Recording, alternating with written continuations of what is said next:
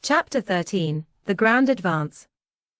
All through the early months of the summer the preparations for the final advance were steadily proceeding. A second British brigade was ordered to the Sudan. A new battery of howitzer artillery, the 37th, firing enormous shells charged with lyddite, was dispatched from England.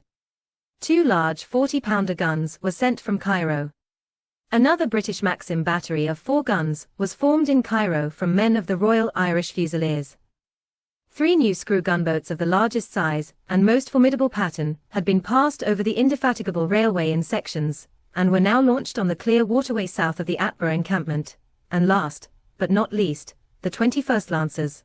The author led a troop in this regiment during the final advance to Omdurman, and it is from this standpoint that the ensuing chapters are to some extent conceived, were ordered up the Nile. Events now began to move rapidly. Within 3 weeks of the arrival of the reinforcements, the climax of the war was over. Within 5 weeks the British troops were returning home. There was no delay at the Atbara encampment. Even before the whole of the 2nd Brigade had arrived, some of its battalions were being dispatched to Wad Hamd, the new point of concentration. This place was a few miles north of Shabluka, and only 58 miles from Omdurman. It was evident, therefore, that the decisive moment of the 3 years' war approached. The staff, the British infantry, 1 squadron, the guns, and the stores were carried south in steamers and barges. The Egyptian division marched to Wad Hamd by brigades. The horses of the batteries, the transport animals of the British division, about 1,400 in number, the chargers of the officers, some cattle, and most of the war correspondents were sent along the left bank of the river escorted by 2 squadrons of the 21st Lancers, and 2 Maxim guns. All the 13 squadrons of cavalry remained 3 days at Wad Hamd. After the fatigues of the march we were glad to have an opportunity of looking about, of visiting regiments known in other circumstances, and of writing a few letters.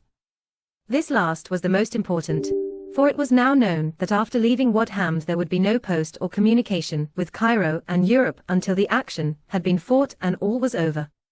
The halt was welcome for another reason. The camp itself was well worth looking at. It lay lengthways along the riverbank, and was nearly 2 miles from end to end. The Nile secured it from attack towards the east. On the western and southern sides were strong lines of thorn bushes, staked down and forming a zareba, and the north face was protected by a deep artificial watercourse, which allowed the waters of the river to make a considerable inundation. From the bank of this work the whole camp could be seen. Far away to the southward the white tents of the British division, a little nearer rows and rows of grass huts and blanket shelters, the bivouacs of the Egyptian and Sudanese brigades, the Sirdar's large white tent, with the red flag of Egypt flying from a high staff, on a small eminence, and to the right the grove of palm trees in which the officers of the Egyptian cavalry had established themselves. The whole riverside was filled by a forest of masts. Crowds of gyassas, barges, and steamers were moored closely together, and while looking at the furled sails, the tangled riggings, and the tall funnels it was easy for the spectator to imagine that this was the docks of some populous city in a well-developed and civilized land. But the significance of the picture grew when the mind, outstripping the eye, passed beyond the long, low heights of the gorge and cataract of Shabluka, and contemplated the ruins of Khartoum and the city of Omdurman. There were known to be at least 50,000 fighting men collected in their last stronghold. We might imagine the scene of excitement, rumor, and resolve in the threatened capital. The Khalifa declares that he will destroy the impudent invaders. The Mahdi has appeared to him in a dream. Countless angelic warriors will charge with those of Islam. The enemies of God will perish and their bones will whiten the broad plain. Loud is the boasting, and many are the oaths which are taken, as to what treatment the infidel dogs shall have when they are come to the city walls. The streets swarm with men and resound with their voices. Everywhere is preparation and defiance. And yet over all hangs the dark shadow of fear. Nearer and nearer comes this great serpent of an army. Moving so slowly and with such terrible deliberation, but always moving. A week ago it was 60 miles away, now it is but 50. Next week only 20 miles will intervene, and then the creep of the serpent will cease, and without argument or parley, one way or the other the end will come. The road to the next camp was a long one, for though Royan Island, opposite to which the site had been selected, was only 7 miles in the direct line, it was necessary to march 8 miles into the desert to avoid the Shabluka heights, and then to turn back to the Nile. The infantry were therefore provided with camel transport to carry sufficient water in small iron tanks for one night, and they were thus able to bivouac halfway, and to complete the journey on the next morning, thus making a 2 days' march.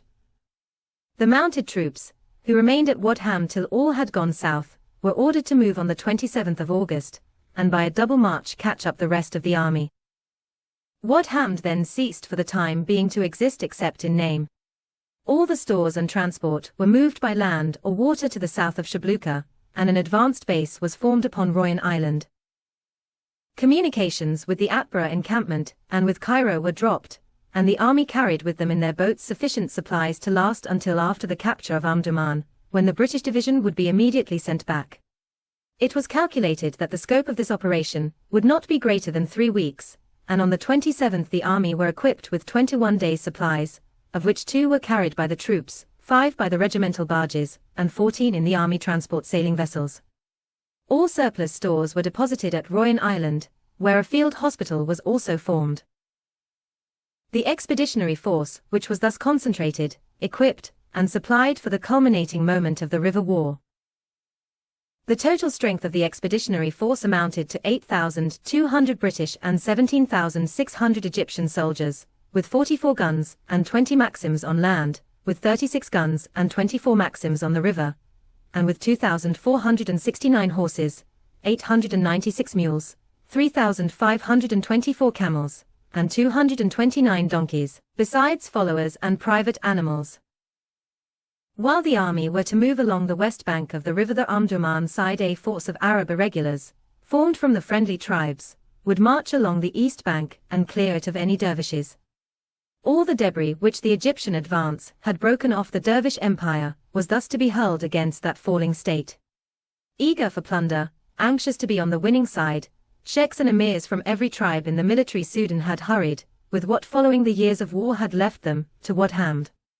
On the 26th of August the force of irregulars numbered about 2,500 men, principally Jalan survivors, but also comprising bands and individuals of Bisharin, of Hadendoa from Swakin, of Shukriya, the camel breeders, of Batahin, who had suffered a bloody diminution at the Khalifa's hands, of Shaija, Gordon's vexatious allies, and lastly some Jelalab Arabs under reputed son of Zubair Pasha.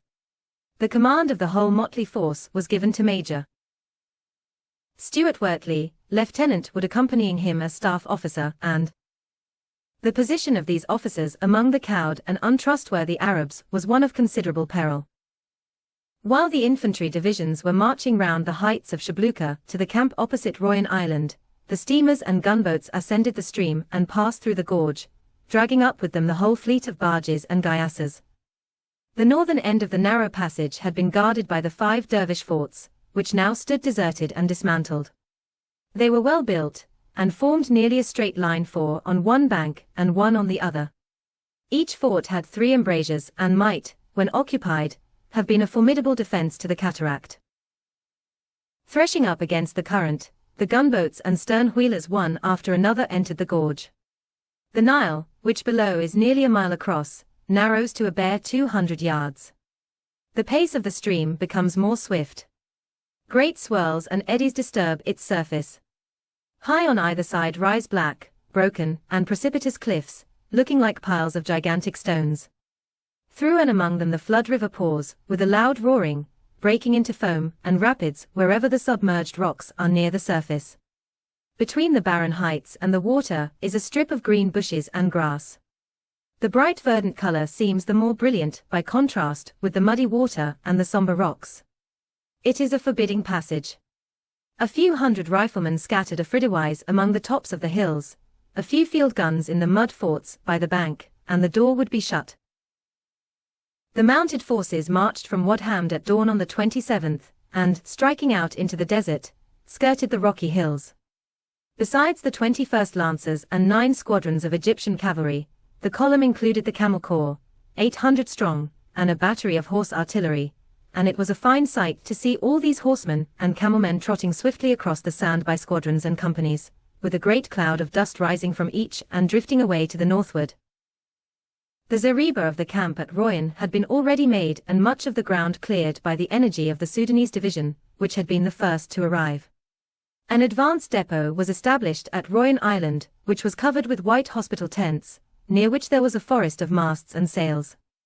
The barges and boats containing the stores and kits awaited the troops, and they had only to bivouac along the riverbank and shelter themselves as quickly as possible from the fierce heat of the sun. The dark hills of Shabluka, among and beneath which the camp and army nestled, lay behind us now. To the south the country appeared a level plain covered with bush, and only broken by occasional peaks of rock. The eternal Nile flowed swiftly by the tents and shelters, and disappeared mysteriously in the gloom of the gorge, and on the further bank there rose a great mountain Jebel Royan, from the top of which it was said that men might see Khartoum. The whole army broke camp at Royan on the 28th of August at 4 o'clock in the afternoon, and marched to Wadi El Abid 6 miles further south. We now moved on a broad front, which could immediately be converted into a fighting formation. This was the first time that it had been possible to see the whole force, infantry, cavalry, and guns on the march at once. In the clear air the amazing detail of the picture was striking. There were 6 brigades of infantry, composed of 24 battalions, yet every battalion showed that it was made up of tiny figures, all perfectly defined on the plain. A Sudanese brigade had been sent on to hold the ground with pickets, until the troops had constructed a zareba. But a single dervish horseman managed to evade these, and just as the light faded, rode up to the Warwickshire regiment and flung his broad-bladed spear in token of defiance. So great was the astonishment which this unexpected apparition created that the bold man actually made good his escape uninjured. On the 29th the forces remained halted opposite Taref, and only the Egyptian cavalry went out to reconnoiter. They searched the country for 8 or 9 miles, and Colonel Broadwood returned in the afternoon, having found a convenient camping ground, but nothing else. During the day the news of 2 river disasters arrived, the first to ourselves, the second to our foes. On the 28th the gunboat Zafar was steaming from the Atbara to Wad Hamd, intending thereafter to ascend the Shabluka cataract. Suddenly overtaken now, as on the eve of the advance on Dormola, by misfortune she sprang a leak, and in spite of every effort to run her ashore, foundered by the head in deep water near Metema. The officers on board, among whom was Keppel, the commander of the whole flotilla, had scarcely time to leap from the wreck, and with difficulty made their way to the shore, where they were afterwards found very cold and hungry. The Sirdar received the news at Royan. His calculations were disturbed by the loss of a powerful vessel, but he had allowed for accidents, and in consequence accepted the misfortune very phlegmatically. The days of struggling warfare were over, and the general knew that he had a safe margin of strength. The other catastrophe afflicted the Khalifa, and its tale was brought to the advancing army by the intelligence spies, who to the last, even when the forces were closing, tried to pass between them. Not content with building batteries along the banks, Abdullah, fearing the gunboats, had resolved to mine the river. An old officer of the old Egyptian army, long a prisoner in Omdurman, was brought from his chains and ordered to construct mines. 2 iron boilers were filled with gunpowder, and it was arranged that these should be sunk in the Nile at convenient spots. Buried in the powder of each was a loaded pistol with a string attached to the trigger. On pulling the string the pistol, and consequently the mine, would be exploded. So the Khalifa argued, nor was he wrong. It was resolved to lay one mine first. On the 17th of August the dervish steamer Ismailia moved out into the middle of the Nile, carrying one of the boilers fully charged and equipped with pistol detonator. Arrived at the selected spot, the great cylinder of powder was dropped over the side. Its efficiency as a destructive engine was immediately demonstrated, for, on the string being pulled by accident, the pistol discharged itself, the powder exploded, and the Ismailia and all on board were blown to pieces. Undeterred by the loss of life, and encouraged by the manifest power of the contrivance, the Khalifa immediately ordered the second of the 2 boilers to be sunk in the stream. As the old Egyptian officer had been killed by the explosion, the emir in charge of the arsenal was entrusted with the perilous business. He rose, however, to the occasion, and having first taken the precaution of letting the water into the boiler so as to damp the powder, he succeeded in laying the second mine in midstream, to the joy and delight of Abdullah, who, not understanding that it was now useless, overwhelmed him with praise and presents. Beguiled with such stories and diversions, the day of rest at Wadi El Abid passed swiftly. Night brought beetles, bugs, and ants, and several men were stung by scorpions, a most painful though not dangerous affair. Towards morning it began to rain, and everyone was drenched and chilled when the sun rose across the river from behind a great conical hill and dispersed the clouds into wisps of creamy flame. Then we mounted and set out. This day the army moved prepared for immediate action and awe. The cavalry were thrown out 10 miles in front in a great screen, which reached from the gunboats on the river to the camel corps far out in the desert. When we had advanced a little further, there arose above the scrub the dark outlines of a rocky peak, the hill of Merah. The whole of the 21st Lancers now concentrated, and trotting quickly forward, occupied this position, whence a considerable tract of country was visible. We were hardly 25 miles from Khartoum, and of that distance at least 10 miles were displayed. Yet there were no enemy. Had they all fled? Would there be no opposition? Should we find Omdurman deserted or submissive? These were questions which occurred to everyone, and many answered them affirmatively. Colonel Martin had meanwhile heliographed back to the Sirdar that all the ground was up to this point clear, and that there were no dervishes to be seen. After some delay, orders were signalled back for one squadron to remain till sunset in observation on the hill and for the rest to return to camp. With 2 troops thrown out a mile in front, we waited watching on the hill. Time passed slowly, for the sun was hot. Suddenly it became evident that one of the advanced troops was signalling energetically. The message was spelt out.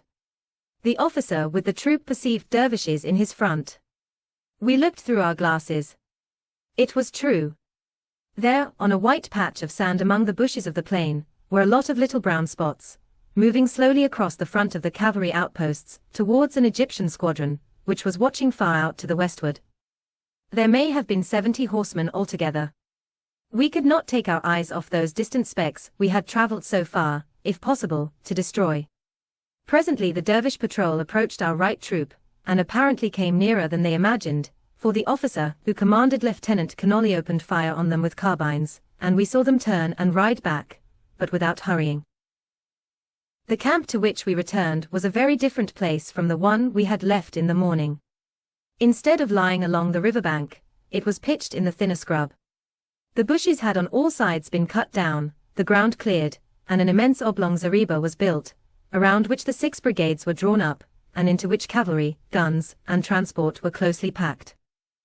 Very early next morning the advance was continued. The army paraded by starlight, and with the first streak of the dawn the cavalry were again flung far out in advance. Secure behind the screen of horsemen and camel corps, the infantry advanced in regular array. Up to the 27th of August the force marched by divisions, but on and after the 30th of August the whole force commenced to march in fighting formation. The British division was on the left, the Egyptian army on the right. All the brigades marched in line, or in a slight echelon. The flank brigades kept their flank battalions in column or in fours.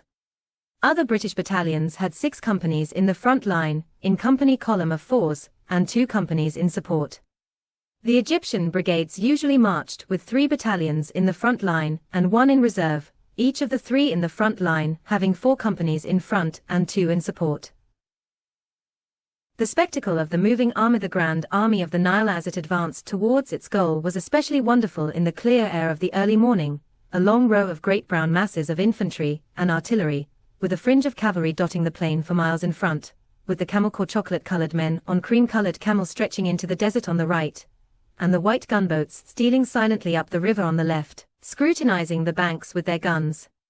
While far in rear the transport trailed away into the mirage, and far in front the field glass disclosed the enemy's patrols. Day after day, an hour after hour, the advance was maintained. Arrived at the camping ground, the zareba had to be built, and this involved a long afternoon of fatigue. In the evening, when the dusty, tired-out squadrons returned, the troopers attended to their horses, and so went to sleep in peace. It was then that the dusty, tired-out infantry provided sentries and pickets, who in a ceaseless succession paced the zareba and guarded its occupants. The position of the next camp was a strong one, on a high swell of open ground, which afforded a clear field of fire in every direction. Everyone that night lay down to sleep with a feeling of keen expectancy. One way or the other all doubts would be settled the next day. The cavalry would ride over the Kareri hills, if they were not occupied by the enemy, and right up to the walls of Omdurman. If the dervishes had any army, if there was to be any battle, we should know within a few hours. The telegrams which were dispatched that evening were the last to reach England before the event. During the night heavy rain fell, and all the country was drenched. The telegraph wire had been laid along the ground, as there had been no time to pole it. The sand when dry is a sufficient insulator, but when wet its non-conductivity is destroyed.